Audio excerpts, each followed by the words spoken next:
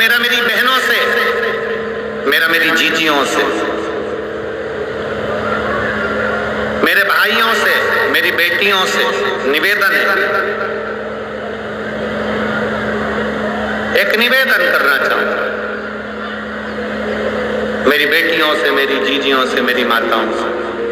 जब भी शंकर के मंदिर में अर्चना करने जाओ, लोटा भर के जल चढ़ाने जाओ, अगर तुम्हारे नगर में, तुम्हारे मोहल्ले में, तुम्हारे क्षेत्र में कहीं शंकर का मंदिर है और तुम अगर एक लोटा जल चढ़ाने के लिए जाती हो, तो मेरी माताओं के लिए यह विशेष है, मेरी जीजियों के लिए विशेष है, मेरी बेटियों के लिए विशेष है कि 3 स्थान शंकर के शिवलिंग में 3 स्थान ऐसे हैं जहां का स्पर्श कर लेना चाहिए और अपने मन की कामना बाबा से कह देना चाहिए।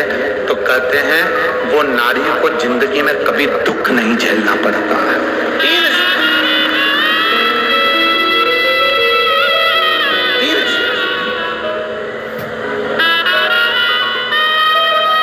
और बड़े शुद्ध भाव से, बड़े श्रेष्ठ भाव से समझिएगा जरा। ये शिवलिंग है, यह जलाधारी है, ये उसका जल जाने वाला।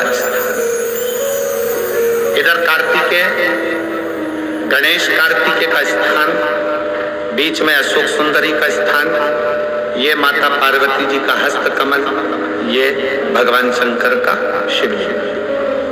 शिवलिंग के ऊपर जो एक एक बूंद पानी टपकता है कलश में से, वो शंकर जी की 5 लड़कियां जया, विषहरा, शामली बारी, गौतली, देव।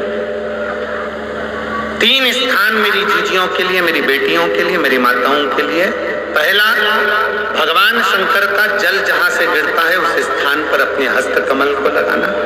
दूसरा, जो माता का कटी भाग, माता का हाथ, जो माता का सुंदर हस्त कमल है, उस हस्त कमल पर स्पर्श करना।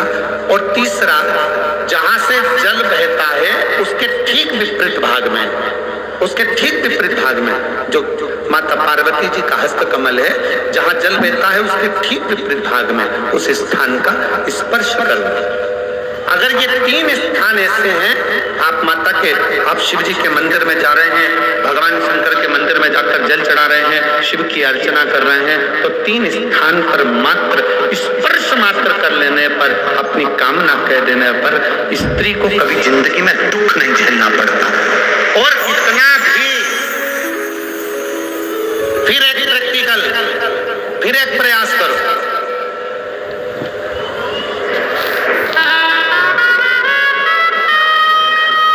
पहले तो मेरे जितने जीजा बैठे हैं, जितने मेरे पुरुष बैठे हैं, जितने मेरे जीजा उन बैठे हैं, उनसे निवेदन है, अपने आप में दृढ़ बनाओ कि मैं, हम संकल्प नहीं दिलाएंगे,